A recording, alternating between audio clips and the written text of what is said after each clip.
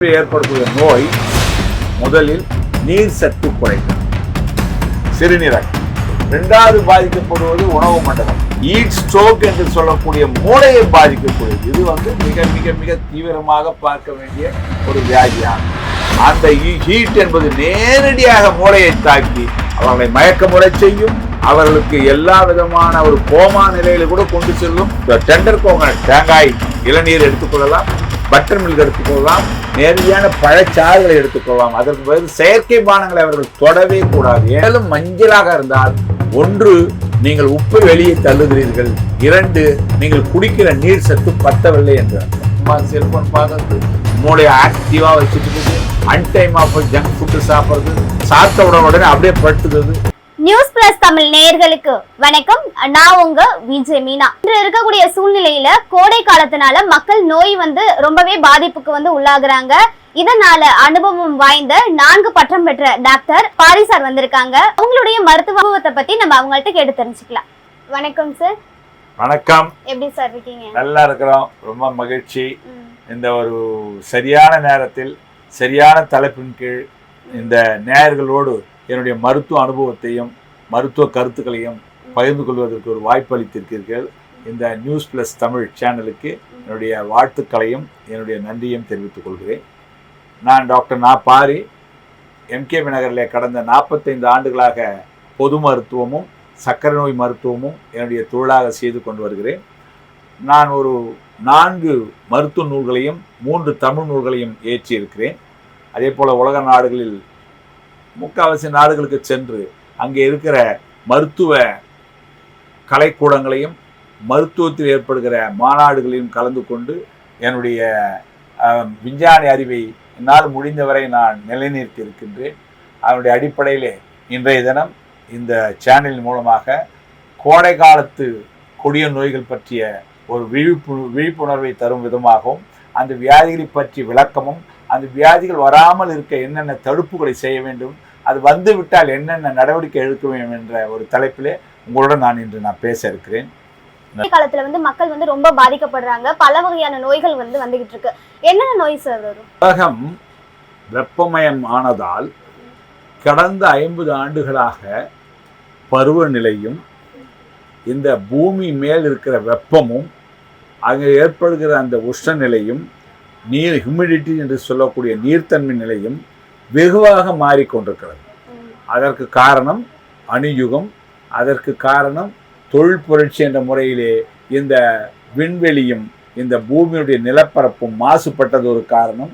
இதன் காரணமாகவும் நாட்டினுடைய அந்த தட்பவெப்பம் மைக்ரோ அளவிலே மாறிக்கொண்டே வருகிற போது இத்தனை 1000 ஆண்டுகளாக கழிந்து அது தவிர்க்க முடியாத ஒரு நிலையாக அண்டார்டிகாவிலும் ஆர்டிகாவிலும் இருக்கக்கூடிய அந்த பனிக்கட்டிகள்லாம் உருகி உலகம் வெப்பமயமாதல் என்பது தவிர்க்க முடியாமல் ஆகிவிடுகிறது.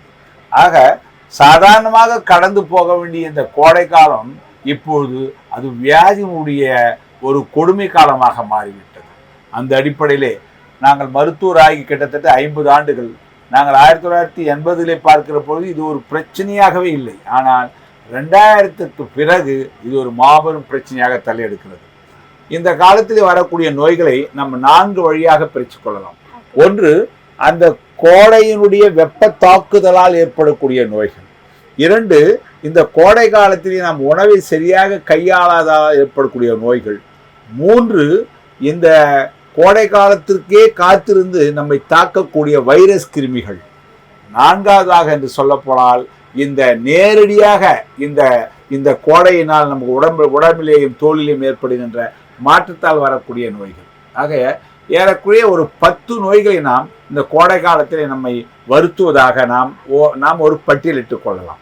உதாரணமாக, முதலில் நேரடியான இந்த உஷ்ணத்தினால் உடம்பில் ஏற்படக்கூடிய நோய் முதலில் நீர் சத்து குறைதல்.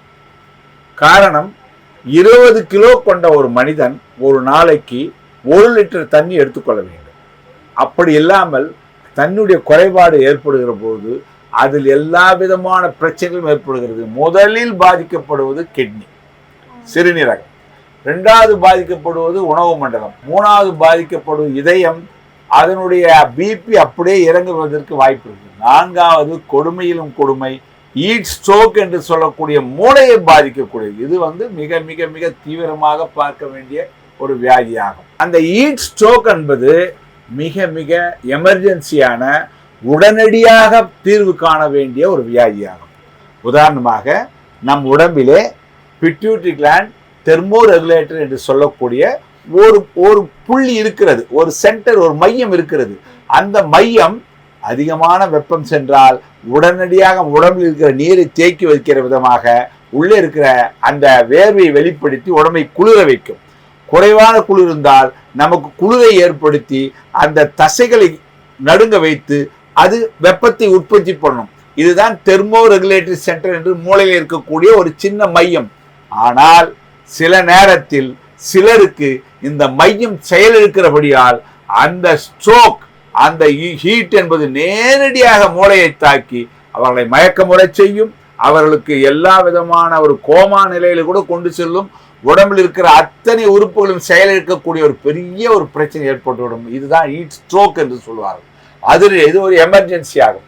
இது 1000-ல் 10,000-ல் ஒருவருக்கு தான் வரும். இதை தவிர்க்க வேண்டுமானால் காலையில் 11 மணிலிருந்து 3 மணி வரைக்கும் வெளியே போகக்கூடாது. அவர்கள் தண்ணி, திரவ நிலை அதிகமாக எடுத்துக்கொள்ள வேண்டும். அவர்கள் உடம்பிலே ஏற்கனவே இருக்கக்கூடிய பிபி, சுகர், மற்ற வியாதிகளுக்கான சரியான மருத்துவத்தை எடுத்துக்கொள்ள வேண்டும்.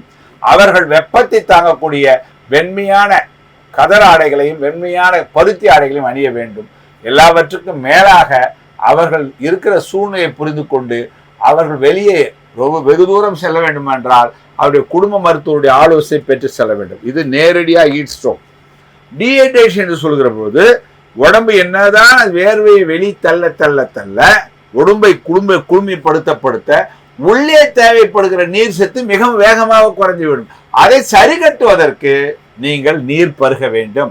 குறைந்தது 4 லிட்டர் தண்ணி, ஒரு 60 கிலோ உள்ள ஆள் கோடை காலத்திலே 4 லிட்டர் தண்ணி எடுத்துக்கொள்ள வேண்டும். குளிர்காலத்தில் 3 லிட்டர் தண்ணி.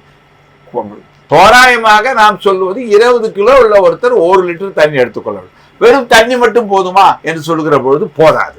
ஏனென்றால் உடலில் இருக்கிற ரத்தத்தில் வெறும் தண்ணி மட்டுமல்ல, எலக்ட்ரோலைட் சொல்லக்கூடிய மூளையையும் இருதயத்தையும் இயக்கக்கூடிய மின் அணுக்கள் நமக்கு தேவைப்படுகிறது. ஆகவே டெண்டர் கோகனட், தேங்காய் இளநீர் எடுத்துக்கொள்ளலாம், பட்டர் மில்க் எடுத்துக்கொள்ளலாம், நேரடியான பழச்சாறுகளை எடுத்துக்கொள்ளலாம். அதற்கு பதில் செயற்கை பானங்களை அவர்கள் தொடவே கூடாது. ஏனென்றால் செயற்கை பானங்கள் சிறுநீரகத்தை பாதிக்கும். ஆகவே இயற்கையான தண்ணீர், இயற்கையான பழச்சாறு, இயற்கையாய் கிடக்கக்கூடிய இளநீர், இயற்கையாக கிடக்கக்கூடிய மோர், இவற்றை அவர்கள் வெறும் தண்ணீரோடு சேர்ந்து சாப்பிட்டு சரிசமமாக நீர் சத்தோடு சேர்ந்து அந்த எலக்ட்ரோலைட்டையும் அவர்கள் சரி செய்து கொண்டால் அவர்களுக்கு ஒரு பிரச்சனை வராது. இது இந்த ஹீட் சம்பந்தமாக நேரடியாக நமக்கு தாக்கக்கூடியது. அடுத்து, கோடை காலத்தில் நம்ம காண்பது உணவில் ஏற்படுகிற மாசு. தண்ணீர் பற்றாக்குறையால் நாம் சில நேரம் சமையலிலேயும் சில கோளாறுகள் ஏற்படுத்த வாய்ப்பு இருக்கிறது. அரைகுறையாக சமைக்கப்படுகிற உணவு நிச்சயமாக ஃபுட் பாய்சனோ ஃபுட் அலர்ஜிக்கோ போய் ஒவ்வாமையிலே போய் நிற்கும். அந்த காலத்திலே தான் அவர்களுக்கு வயிற்றுப்போக்கு, வாந்தி, மயக்கம், சொல்லப்போனால் வைரஸ் அட்டாக்கால் உருவாக்கக்கூடிய ஜாண்டிஸ், டைஃபாய்டு, என்ட்ரைட்டிஸ், இப்படி பலவிதமான குடல் சார்ந்த வியாதிகள் வருவதற்கு வாய்ப்புகள் அதிகம். இது தடுக்க சுத்தமான நீர், அளவான நீர், தேவையான நீர், நாம் அசுத்தமில்லாத உணவு, இது முழுமையாக அருமையாக சமைக்கப்பட்ட உணவை நாம் எடுத்துக்கொள்ள வேண்டும். வெளியிலே வாங்கி சாப்பிடுகிற ஃபாஸ்ட் ஃபுட், ஜங்க் ஃபுட் என்றால் நிச்சயமாக குடலையும் நம்முடைய ஆரோக்கியத்தையும் பாதிக்கும். மூணாவது, இந்த பருவ காலத்திலே தான் சில ஜந்துக்கள், வெக்டர் என்று சொல்லக்கூடிய நோயை பரப்புகிற கொசுக்களால் ஏற்படுகிற வியாதிகள் அதிகம். குறிப்பாக அதனால் ஏற்படுகிற மம்ஸ், மீசில்ஸ், சிக்கன் பாக்ஸ் என்ற அம்மை நோய்கள் மிகவும் பெருகி வருவதை நீங்கள் இந்த காலத்தில் பார்க்கலாம். குறிப்பாக பள்ளி குழந்தைகளுக்கு இதற்கு எதிர்ப்பு சக்தி உள்ள நல்ல விட்டமின் சி உள்ள ஆகாரத்தை கொடுக்க வேண்டும். கான்டாக்ட், ஒரு குழந்தைக்கு வந்திருந்தால் ஒரு குழந்தை இடைவெளி விட்டு 15 நாட்கள் தள்ளி வைக்க வேண்டும். மூணாவது, அப்படி பாதிக்கப்பட்ட குழந்தைகளுக்கு முழுமையான வைத்தியத்தை நாம் தர வேண்டும். இப்படி இருந்தால்தான் இந்த நோயிலிருந்து நாம் விடுபட முடியும். இந்த நேரத்திலே குறிப்பாக நான் சொல்ல விரும்புவது மஞ்சள் காமாலை. மஞ்சள் காமாலையை நீங்கள் எளிதாக எடுத்துக்கொள்ளக்கூடாது. ஏனென்றால் நம் உடம்புக்கு சக்தியை தரக்கூடிய மாபெரும் தொழிற்சாலை, தொழிலை அந்த சக்தியை தரக்கூடிய மாபெரும் சக்தி பவர் பேக் என்று சொன்னால் அது லிவர் தான். அந்த லிவரினுடைய 70 பாகம் 80 பாகம் இருக்கும் வரை நோய் வெளி தெரியாது. ஆனால் அதில் 8ல் 1 பாகமும் குறைய ஆரம்பிக்கிற போதுதான் ஜாண்டிஸ் வெளிவரும். உடம்பில் இயற்கையாய் அந்த மஞ்சள் பிலுருமின் என்ற உப்பை கரைத்து ரத்தத்திலே கலக்க வேண்டிய அந்த லிவர் அந்நேரத்தை தன்னுடைய செயலை இழந்து அது ரத்தத்திலே அப்படியே கலந்து வரும். மிகுனும் வியாதி குறையணும் வியாதி என்று வள்ளுவர் சொன்னது போல இந்த பிலுருமின் என்ற உப்பு ரத்தத்திலே அதிகமாகிற பொழுது அது முதலிலே குடலை கெடுக்கிறது, வாந்தியை உருவாக்குகிறது, தோலிலே வெளிப்படுகிறது, கண்களிலே வெளிப்படுகிறது. அதனுடைய கடைசி கட்டமாக மூளையை தாக்கி ஹெப்பட்டோ செரிபரல் டிசீஸ் என்ற ஒரு நிலையை உருவாக்கி அவர்களை கோமாவிலே தள்ளி உயிருக்கு ஆபத்தை ஏற்படுத்துகிறது. இந்த ஜாண்டிஸ் என்பது ஏற்கனவே மது அருந்து பழக்கம் உள்ளவர்களுக்கு மேலும் வேகமாக பாதித்து அது தன்னுடைய பிரச்சனையை விசுரூபம் எடுக்க செய்யும். ஏற்கனவே சர்க்கரை உள்ளவர்களுக்கு கெட்ட அழுக்கு கொலஸ்ட்ரால் லிவரிலே தங்கியிருக்கும். லிவருடைய செயல்பாடு ஏற்கனவே 3ல் 1 பாகம் குறைவாகத்தான் இருக்கும். அவர்களுக்கு இந்த வைரஸ் நோய் தாக்குற போது பல மடங்கு பெருகி நிற்கும். ஆகவே இந்த நீர் குறைபாட்டினால் தொற்று வியாதி ஏற்படுகிறது, நீர் குறைபாட்டினால் நீர் சக்தி இழப்பு ஏற்படுகிறது, நீர் குறைபாட்டினால் நேரடியான சூரிய வெளிச்ச தாக்கத்தினால் தோலும் மூளையும் பாதிக்கப்பட வாய்ப்பு இருக்கிறது. தண்ணீர் குறைபாட்டினுடைய ஒரு பக்க விளைவாக சிறுநீரகம் பாதிக்கப்படுகிறது. ஒட்டுமொத்தமாக எல்லா உறுப்புகளும் பாதிக்கப்பட ஒரு வாய்ப்பு இருக்கிறது. ஆனால் சிறிதளவு கவனத்தோடு மருத்துவருடைய அறிவுரையை ஏற்று ஒரே ஒரு விஷயம்தான், நிறைய தண்ணி சாப்பிடுங்க. வெளிப்படையான வெளிச்சத்துக்கு போய் உங்க உடம்பு தள்ளி அதனுடைய கஷ்டத்தை மேற்கொள்ளாதீங்க. பருத்தி போன்ற ஒரு வெளிச்சத்தை வெளியே தள்ளுகிற குளுமையை தள்ளுகிற ஆடை அணியுங்கள். நீங்கள் இந்த கோடை காலத்தை எளிதாக சமாளித்து விடலாம். ஓகே சார், இப்போ வந்து சிறுநீரக பிரச்சனை வருது, மஞ்சள் காமாலை நோய் பிரச்சனை வருது, இதுக்கான மெயின் அறிகுறி என்னவா இருக்கும்? சிறுநீரக பிரச்சனை என்பது ஆரம்பத்திலே ஒரு மனிதன் காலையிலே எழுந்து சிறுநீர் கழிக்கிற போது தண்ணி மாதிரி இருக்கும், கிளியரா இருக்கும். இதுதான் முதல் சிம்டம். பொதுவாக நான் சொல்கிறேன், இதற்காக மட்டும் சிறுநீரை பாதுகாக்கக்கூடிய சின்ன அறிவுரையாக நீங்கள் எடுத்துக்கொள்ளலாம். காலையில் நம்ம எழுந்து சிறுநீர் கழிக்கிற போது அதனுடைய நிறம் என்ன என்று பார்க்க வேண்டும். அந்த நிறத்தில் சிறிதளவு கூட மஞ்சள் அது வரைக்கும் அனுமதிக்கப்பட்டது. மேலும் மஞ்சளாக இருந்தால் 1 நீங்கள் உப்பை வெளியே தள்ளுகிறீர்கள், 2 நீங்கள் குடிக்கிற நீர் சத்து பத்தவில்லை என்றார். இந்த குறைபாடு தான் முதல் அறிகுறியாகும்.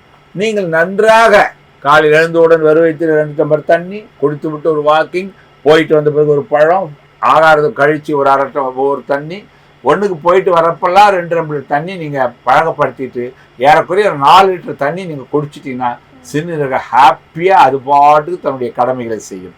இதெல்லாம் செய்தும் கூட அந்த நீர் மாறவில்லை என்றால் நீங்கள் கட்டாயமாக மருத்துவரை நாட வேண்டும். அதில் உப்பு கலந்திருக்கிறதா, அல்புமின் கிரியாட்டின் ரேஷியோ என்ற முதல் சின்ன டெஸ்ட் செய்து பார்ப்பார்கள். அது வித்தியாசப்பட்டால் சிறுநீரகத்தை இயக்கக்கூடிய மாத்திரை தருவார்கள். சிறுநீரகத்து அந்த அளவுக்கு உப்பு ஏன் வந்து சேருகிறது என்று ஆராய்ச்சி செய்து முறையான வைத்தியத்தை கொடுப்பார்கள். முதல் stage, second stage, 3rd stage, 4th stage, end stage என்று இருக்கிறது. 2 ஸ்டேஜ் வரைக்கும் அதை முழுமையாக நாம் திருப்பி விடலாம், நார்மலுக்கு கொண்டு வந்து விடலாம். இல்லை என்றால் இர்ரிவர்சிபிள், திருப்ப முடியாத, மாற்ற முடியாத கடைநிலைக்கு போய் சிறுநீருக்கு பாதிக்கப்படும். அப்பொழுது எல்லோருக்கும் கஷ்டமாகிவிடும். ஆகவே நீர் பருகுவது, தேவையில்லாத கை கால் குடைச்சலுக்கான மாத்திரைகளை தவிர்ப்பது, 3வது நல்ல ஒரு தூக்கம், நேரடியான தூக்கம், அது நேரடியாக கிட்னியை சிறுநீரகத்தை பாதிக்கும். நல்லா 6 மணி நேரம் தளர்ச்சியாக தூங்கணும். சும்மா செல்ஃபோன் பார்க்கறது, மூளையை ஆக்டிவாக வச்சுட்டு இருக்குது, அன்டைம் ஆஃப் ஜங்க் ஃபுட்டு சாப்பிட்றது, சாப்பிட்ட உடனே அப்படியே படுத்துக்கிறது, இந்த மாதிரியான வாழ்க்கை முறை மாற்றங்களை நாம் நிச்சயமாக அனுசரித்தால் சிறுநீரகம் மட்டுமல்ல உடம்புல எல்லா உறுப்புகளும் பாதிப்பு நாம் விடுபடலாம். அடுத்து லிவர் என்பது ஒரு கிட்டத்தட்ட பெரிய கல் போன்று வலது பக்கத்தில் இருக்கக்கூடிய உறுப்பு. நமக்கு தெய்வம் அது ஒன்றுதான், நமக்கு எனர்ஜியை தருகிறது. பவர் ஹவுஸ் அது ஒன்றுதான். தொழிற்சாலை, 24 மணி நேரம் வேலை செய்யக்கூடிய தொழிற்சாலை. அதற்கு பாதிக்கக்கூடிய மாத்திரைகள் ஜாக்கிரதையாக சாப்பிட வேண்டும். அதில் மேலும் மேலும் கொழுப்பு சத்து சேராதவாறு சர்க்கரையும் உடல் பருமனையும் நாம் காப்பாற்றிக் கொள்ள வேண்டும். ஏதாவது யூரின்லே அந்த பிலுருமின் என்ற சத்து கறந்தால் உடனடியாக டாக்டரிடம் சென்று லிவர் ஃபங்க்ஷன் LFT என்று சொல்லக்கூடிய அவனுடைய செயல்பாடுகளை முழுமையாக ஆராய்ந்து அதற்கான மருத்துவத்தையும் அதற்கான தடுப்பு முறைகளையும் மேற்கொள்ள வேண்டும். சில நேரத்தில் virus hepatitis A B C என்று சொல்வார்கள். இத்தகைய தொத்து நோய்கள் இருந்தால் அதற்கு முறையான சிகிச்சை கொள்ள வேண்டும். உங்களுடைய கவனத்துக்கு சொல்லுகிறேன், நீங்கள்லாம் தெரிஞ்சிருப்பீங்க, ஹெப்படைட்டிஸ் பிக்கு வைத்தியமே கிடையாது, வைரஸுக்கு கிருமியே கிடையாது. உங்களுடைய எதிர்ப்பு சக்தி கூட்டி கூட்டி கூட்டி தான் அதை நீங்கள் விரட்ட வேண்டும். அப்படி இருக்கிற போது நீங்கள் குடிக்கிற நீர், உண்ணுகிற ஆகாரம் எல்லாவற்றையும் எச்சரிக்கை நீங்கள் மிகவும் தூய்மையாக வைத்து கொண்டால் நாம் இந்த முக்கியமாக 24 மணி நேரம் நமக்காக உழைத்து கொண்டிருக்கிற உள்ளுறுப்புகளை காப்பாற்றலாம். Okay sir, last one question sir. இப்போ வந்து கேர்ள்ஸ் வந்து உள்ளாடை அணிகிறாங்க, ரொம்ப டைட்டா அணிகிறாங்க, இதனால வெயில எதுனா பாதிப்பு ஏற்படும்? நிச்சயமாக. நாட் ஒன்லி பெண்கள், ஆண்கள் யாரா இருந்தாலும் உள்ளாடைகளை லேசாக காற்று போகக்கூடிய அளவுக்கு இப்பொழுது ஆடைகள்லாம் வந்து விட்டது. பருத்தியாலான மிகவும் மிருதுவான ஆடைகள் அணிய வேண்டும். டைட்டா அணிவதுன்றது மருத்துவருக்கு ஏற்றாத ஒரு விஷயமே கிடையாது. லேசா ஓரளவுக்கு லூஸ் இருக்கட்டும், ஒன்றும் தவறு கிடையாது. அப்படி இருந்தாலும் காத்தோட்டம் இருக்கும். நீங்கள் அப்படி இறுக்கமான வேர்வையை உரிய முடியாத ஆடைகள் அணிகிற போது வேர்வை அங்கே உருவாகி அங்கே கிருமிகள், குறிப்பாக ஃபங்கஸ், காளான் தொற்றுகள் வரத்துக்கு மிக மிக வாய்ப்பு அதிகம். இச்சிங் வந்துடும். அதனால் அதை அவாய்ட் பண்ணணும். இன்னும் சொல்லப்போனால் மாலையில் ஒன்று, காலையில் ஒரு ஆடையை நீங்கள் உள்ளாடையை மாற்றிக்கிறதுன்றது நாங்கள் சொல்லக்கூடிய ஒரு அட்வைஸ் ஆகும்.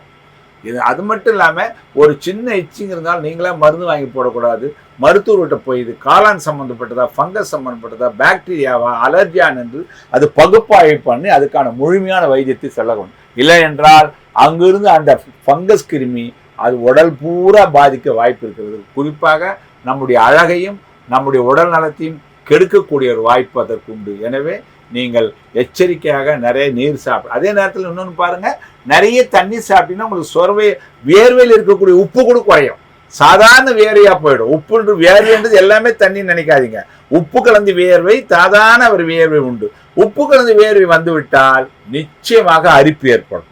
நீங்கள் நிறைய தண்ணி சாப்பிட்டீங்கன்னா அந்த வேர்வை சாதாரண தண்ணி மாதிரி போயிடும். உங்களுக்கு அது இன்ஃபெக்ஷன் ஆகாது. ஆகவே வாட்டர் வாட்டர் வாட்டர் எவ்வளவு வாட்டர் போது இந்த உலகம் 6 7 பகுதி வாட்டர் என்பது போல இந்த உடம்பும் 6 7 பகுதி 7 6 பகுதி தண்ணீரை கொண்டது.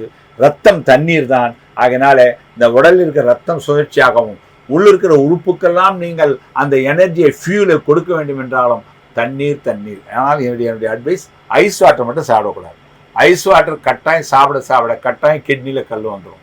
செயற்கையான குளிர்பானங்கள் நிச்சயமாக சாப்பிடக்கூடாது. ஏன்னா அதில் கலந்துருக்கக்கூடிய, ஃபார் எக்ஸாம்பிள் கொக்கோ கோலா சாப்பிட்டீங்கன்னா கருப்பான கல் வரும்.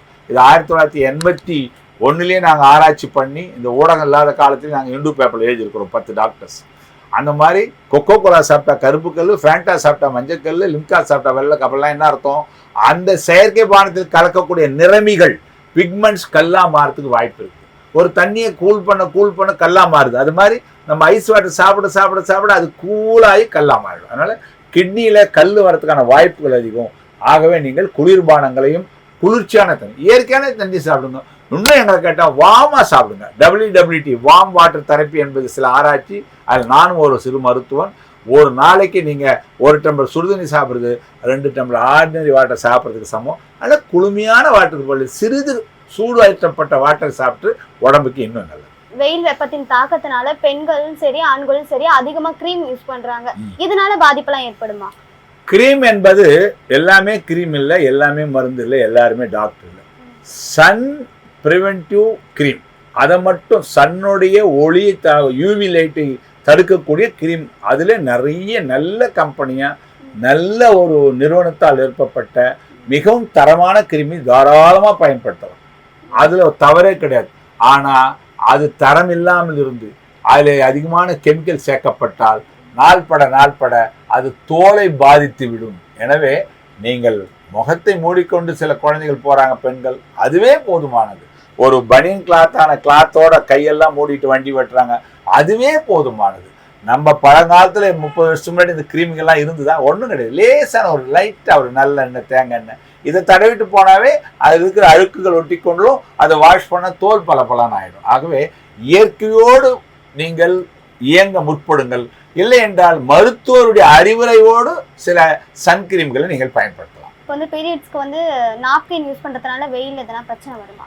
அது கூட தான், தரம் தான் முக்கியம். நீங்கள் காலையில் போட்ட நாப்கின்னா நைட் வரைக்கும் வச்சிருக்கக்கூடாது. 3 செட்டு எடுத்துகிட்டு போகணும். உங்களுக்கு அந்த வெட்டான ஃபீல் வந்தோன்னா உடனே மாற்றிடணும். இதுதான் அதனுடைய தத்துவம். அதுதான் அப்சர்வ் பண்ணிக்குதுன்னு சொல்லி 24 மணி நேரத்துக்கு ஒன்றா இருக்கக்கூடாது.